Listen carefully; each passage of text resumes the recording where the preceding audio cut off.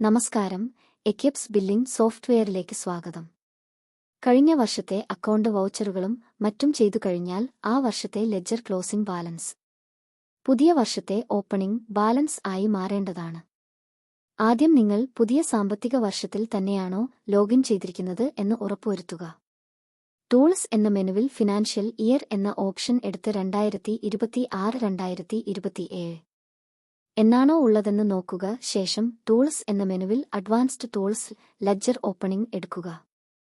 ഇപ്പോൾ വരുന്ന വിൻഡോയിൽ ഗ്രൂപ്പുകൾ സെലക്ട് ചെയ്യാൻ താഴെ സെലക്ട് ഓൾ ക്ലിക്ക് ചെയ്ത് മുകളിലെ ഷോ ബട്ടൺ ക്ലിക്ക് ചെയ്യുക.